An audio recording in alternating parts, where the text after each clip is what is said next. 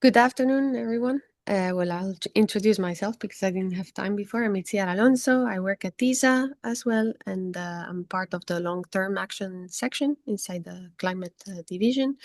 And I'll give the word to Nicolas to present the details of the trainings, but I wanted to give a bit of an overview of the context of Copernicus LAC. So this is a contribution agreement we have with DG INPA, the Director General of International Partnerships of the European Commission. And the same as for Copernicus LAC, we have another four contribution agreement. So that the same that we're presenting here, we have also capacity building activities for CoP field, for Thailand and Indonesia, for Africa and for South Asia. And for the Copernicus LAC, it's a 12 million contribution agreement. We, apart from the capacity building activities, we also develop services related to disaster risk reduction and recovery. One of the pillars of the initiative is based on the capacity building activities over the 4 years of implementation that this action will last, so until end of 2027. And I think with this, I can give the floor to Nicolas that will present the details of these capacity building activities. Yes, thank you very much, Itziar. I'll just share my screen very briefly. I'm sure a little bit of what we have already online. So, as Itziar mentioned, the program, Copernicus LAC program in Panama is way much more than capacity building, but we have quite a couple of actors on that. So to begin with, we have in-person capacity building events in which we go around Latin America and the Caribbean to give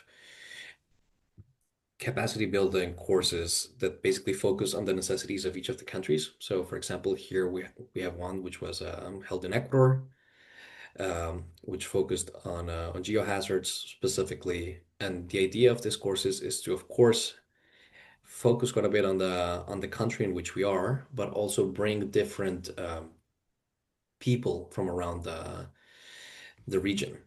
So here we have another example in Mexico, and we had participants from all around the place, from Ecuador, Colombia, Guatemala, and so on. And of course, there are there are different languages that we have to take into account in the region. So we are having specific courses in Spanish, in English, and then also in a few weeks we'll be having another one in Portuguese in Brasilia.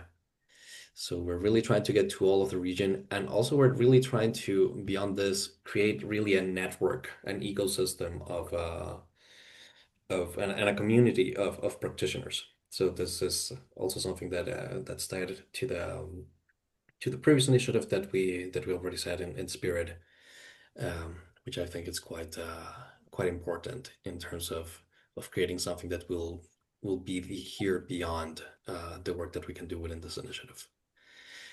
Apart from that, we understand that, well, I mean, we can't invite everyone to all of the meetings and to all of the to all of the capacity building events. So we have developed a digital campus, which is of course open to anyone who would like to use it. And essentially, this digital campus has our courses and has different versions of our courses. So right here we have the English ones, but we also have Spanish, Portuguese, and as you can see, the topics will sound quite familiar, but all of these topics are specifically thought out for the region, for the LAC region. Apart from this, we also have our services team, which is developing a set of services for the region, and they also have bespoke training activities for the specific services that we're developing. These are much more targeted.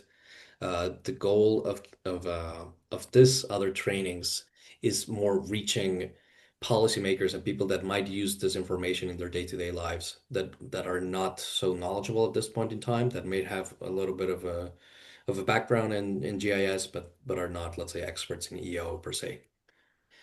And beyond that, we're thinking about the next generation. So we're running a set of hackathons in the region. We started with Spanish only, but now we're having Spanish, English, and Portuguese. And the themes of the hackathons change every time. So here we have disaster risk reduction. This was the first one held in Spanish. And we have also here the second one, which was the first one to be trilingual. And the idea here is that we run a fairly long hackathon. It's about 2 weeks and a half, 3 weeks. But we make sure that participants really can make the best of it in terms of having webinars to really understand, let's say, the foundations of Copernicus and Earth observation data more generally. We bring practitioners so that they can understand what are the actual needs of people on the ground.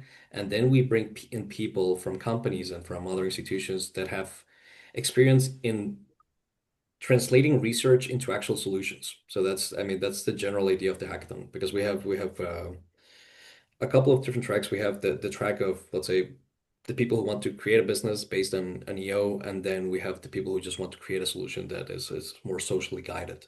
And we treat those, I mean, we give equal weight to both of those.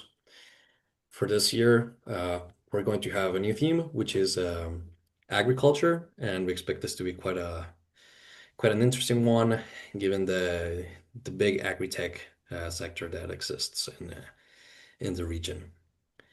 And that's essentially it. And just before we go, I'll just give a shout out to the winners of the last hackathon, the team Comunidades Satélite, which really put in a terrific performance and created a quite an interesting solution for Colombia mostly, but then moved it to Guatemala.